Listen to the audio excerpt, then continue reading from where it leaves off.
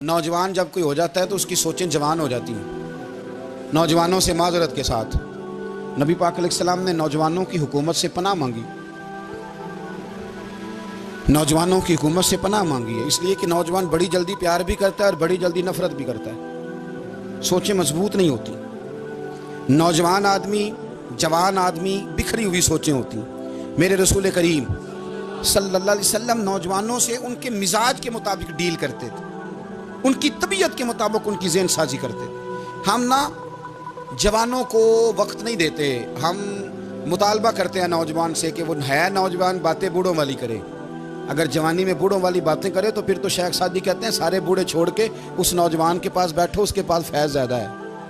अगर ऐसा हो जाए, क्योंकि दर जवानी तौबा करदन शेवा पैगम्बरी, ये तो अच्छी बात है, लेकिन मेरे अजीज़ अगर ऐसा ना हो, ऐसा मुमकिन ना हो, तो फिर नौजवान को आप उसकी तबीयत के मुताबिक डील करें।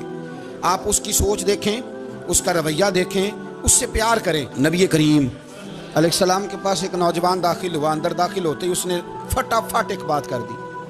कहने लगा या रसूलल्लाह मुझे ज़िना की इजाज़त दे दें। मेरे जज्बात बहुत भटक गए, मैं रुक नहीं सकता। हमारे यहाँ हमारे घर में कोई फ़ोन करे तो हम गैरतमंद बन जाते हैं। मेरी गैरत को गवारा नहीं कि कोई मेरे घर में फ़ोन करे, और अगर मैं किसी के घर में फ़ोन करूं तो फिर गैरत किधर गई? फिर भी आप गैरतमंद नहीं साहब, फिर भी आप गैरतमंद नहीं। अगर आप किसी के घर फ़ोन करते हैं तो आप गैरतमंद नहीं, तो याद रखें अगर आप ये हरकत कर रहे हैं तो फिर आपको भी थोड़ा एहसास होना चाहिए ना। नबी करीम सल्लल्लाहु ताला अलैहि वसल्लम से उसने कहा मुझे ज़िना की इजाज़त दे दे। हुजूर फरमाने लगे आगे आ जाओ। हज़रत उमर कहते हैं मुझे बड़ा गुस्सा था, मेरा दिल कर रहा था उठूं और 2 थप्पड़ मारूं इसे। तरीका है बात करने का। हुजूर ने बुलाया, पास बिठाया, थपकी दी। फरमाया एक बात तो बता, तेरे सवाल का जवाब फिर देता हूँ, एक बात तो बता। या रसूल अल्लाह सल्लल्लाहु अलैहि वसल्लम इरशाद फरमाइए। हुजूर फरमाने लगे तू पसंद करता है कि तेरी बहन के साथ कोई ज़िना करे? पसंद करता है तू कि तेरी बहन के साथ कोई ज़िना करे? कहने लगा हुजूर मैं बात भी सुनना पसंद नहीं करता। तेरी बेटी के साथ? कहने लगा हुजूर ज़ुबान उसकी खींच लूँगा जो ये बात करेगा। कहा तेरी माँ, तेरी पुप्पी, खाला का? हुजूर खबरदार, किसी बंदे को मैं इजाज़त नहीं दूंगा। रसूल करीम फरमाने लगे जिससे तू ज़िना की इजाज़त मांग रहा है वो भी तो किसी की बहन है ना, वो भी तो किसी की बेटी है। जो गैरत, जो हमीयत तुझे अपने घर के बारे में आती है वो दूसरे के बारे में क्यों नहीं आती? जब नबी करीम ने उस नौजवान को उसके मिजाज के मुताबिक समझाया तो उसकी आंखों में आंसू आ गए।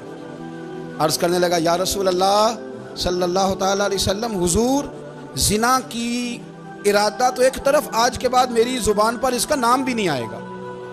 आप सामने वाले की नफ्सियात को देखें, आप अपने मूड में ना रहें।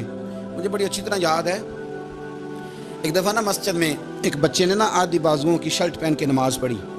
एक बाबा जी ने उनको ना मना किया, कहते पूरा कपड़े पा के आया कर, पता नहीं तुम्हें?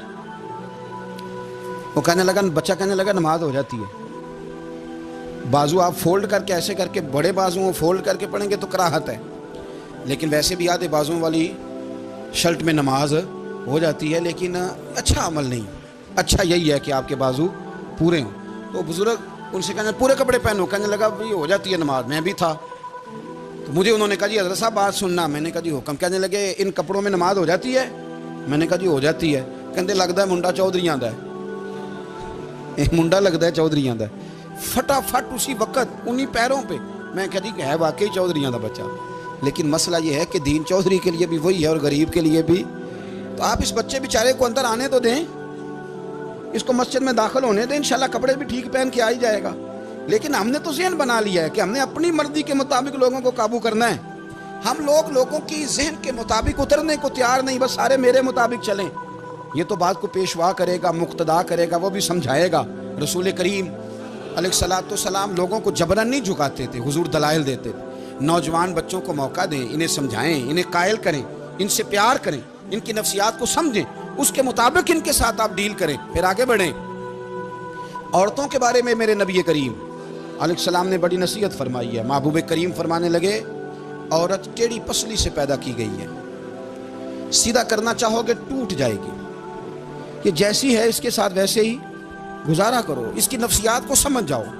औरत تھوڑا سا چاہتی ہے کہ وہ کھانا پکائے تو اس کی تعریف کر دی جائے، تو بھائی کھڑی ہے صبح سے برتی خانے میں، 2 لفظ بولنے میں کوئی حرج ہے؟ اور اگر کبھی نمک زیادہ ہو بھی جائے تو کیا خیال ہے، بیوی جان بوجھ کے زیادہ ڈالتی ہے؟ اس کا شوق ہے کہ اس کی انسلٹ ہو؟ ہمارا رویہ اتنا سخت ہوتا ہے، بعض اوقات اتنا تکلیف دہ ہوتا ہے کہ اس سے جذبات کو ٹھیس پہنچتی ہے، مزاج میں خرابی آتی ہے۔ تھوڑی تعریف دیکھیں، عورت چاہتی ہے تھوڑا سا کہ میرے خاندان والے، میرے سسرال والے میری تھوڑی عزت کریں، تو وہ اگر سارا کچھ چھوڑ چھاڑ کے آ گئی ہے تو جس طرح ہم اپنی بیٹی کے لیے ذہن رکھتے ہیں عزت کا، اگر تھوڑا اس کے لیے بھی بنا لیں گے تو میرا خیال ہے کوئی حرج والی بات۔ ہم نا لوگوں کا خیال رکھنے کی بجائے لوگوں کو چڑھاتے ہیں۔ ناراض تو نہیں ہو جائیں گے آپ؟ نہیں، رہن دینے ہیں، لگتا ہے تو ہو جانا ہے بھائی، چڑھاتے ہیں لوگ۔ کسی نے کہہ دیا نا کہ یہ میرے گھر نہ آئے آج کے بعد، باپ نے بیٹے کو کہہ دیا یہ تیرے رشتہ دار نہ آئے، وہ کہتا ہے تو سویرے ضرور آئیں، ویکھاں گا تینوں کیڑا ڈکدا ہے، آنا صبح۔ وہ کسی نے کہہ دیا نا اس گلی سے نہ گزرنا، کہنا میں ابھی گزروں گا، تو دیکھ لے جو تو نے کرنا ہے۔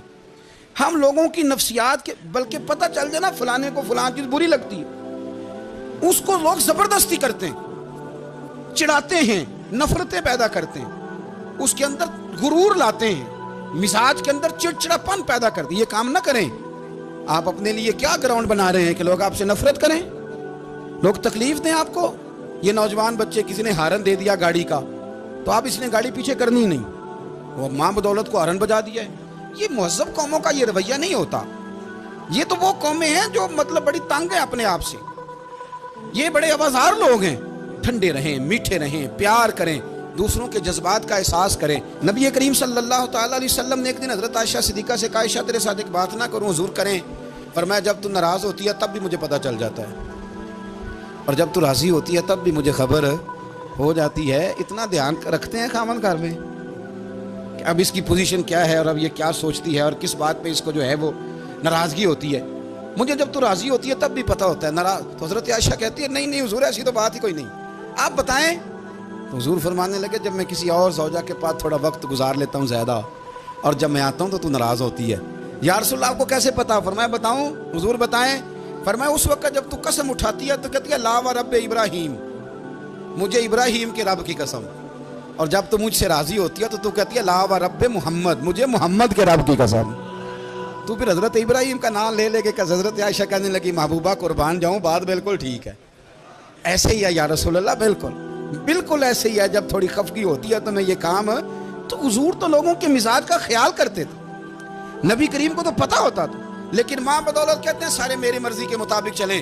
ہاں میں نے زندگی میں یہ تجربہ بھی کیا ہے کہ آپ لوگوں کا خیال رکھنے لگ جاتے ہیں تو لوگ خراب بھی ہو جاتے ہیں، اس میں کوئی شک نہیں۔ وہ سمجھتے ہیں شاید میری ضرورت بڑی ہے، نہ یہ بات نہیں بھائی، بات کچھ اور ہے۔ حضور رحمت للعالمین ہے نا، تو کافر ہے یا منافق ہے، حضور کی تو ڈیوٹی ہے پیار کرنا، لیکن کافر کو تو چاہیے نا کلمہ پڑھے، منافق کو تو چاہیے نا مومن بنے۔